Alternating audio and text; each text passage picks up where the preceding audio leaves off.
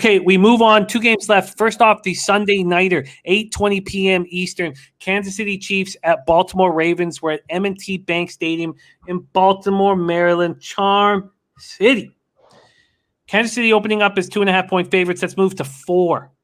4 at Pinnacle and Sports Interaction. Baltimore total opens up at 55.5. It's still at 55.5 at Pinnacle, but 75% of the books have moved it to 50. Then we go over to the cash flow here.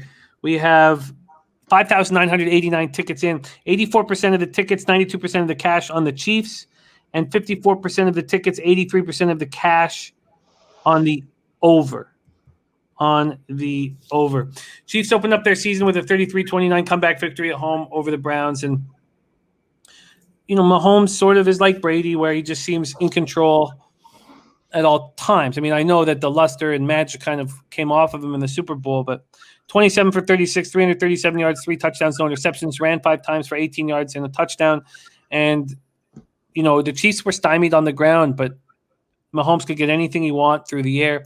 Tyreek Hill caught 11 passes for 197 yards and a touchdown. Kelsey caught 6 for 76 yards and 2 touchdowns. Edwards-Helaire ran 14 times for 43 yards.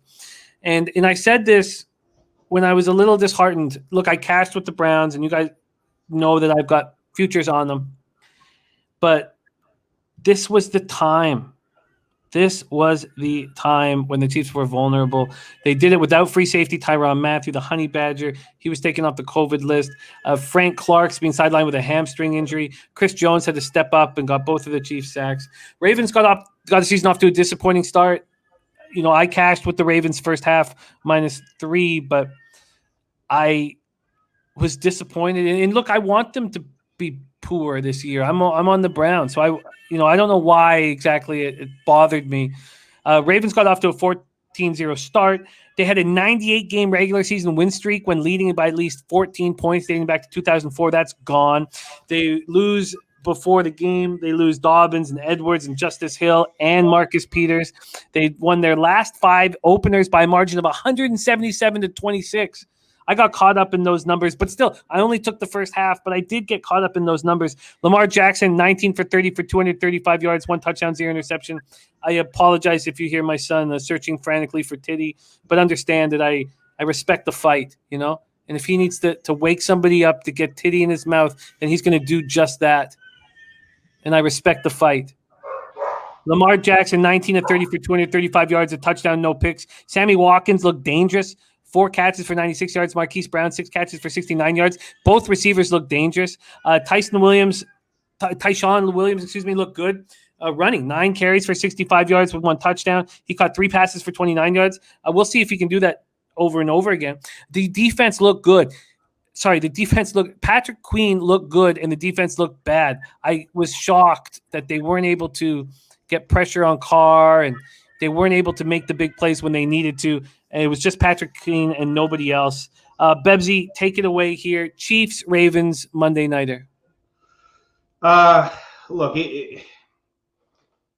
it's tough to bet against the Chiefs right now.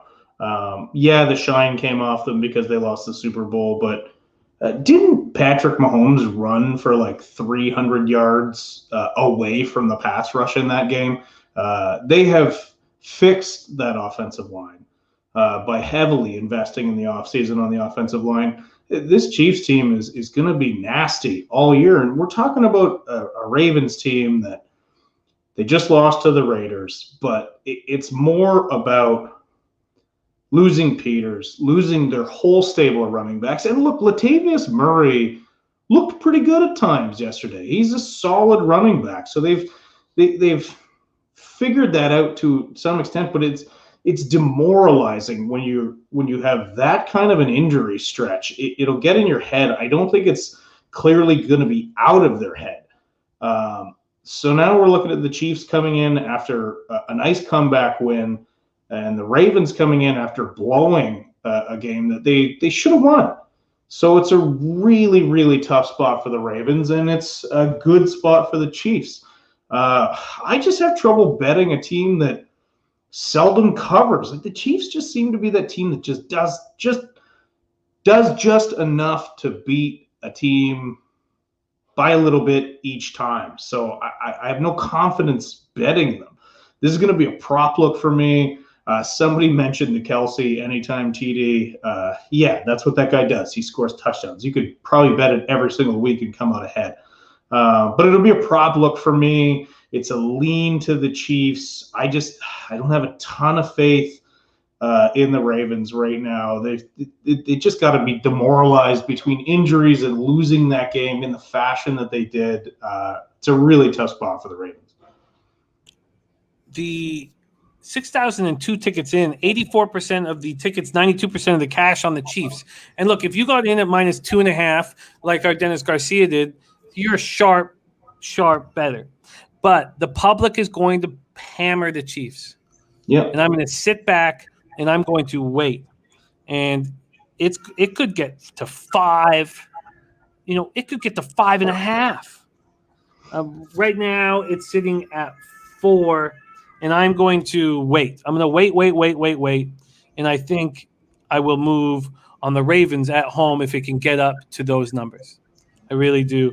Burgundy Bet says Chiefs live line after Ravens score. JM, we are drinking. We're just very serious as well. I'm going to move on the Ravens. I am. I think this will be a spot where they can stay in this game. I think there can be an overreaction on what happened in Vegas.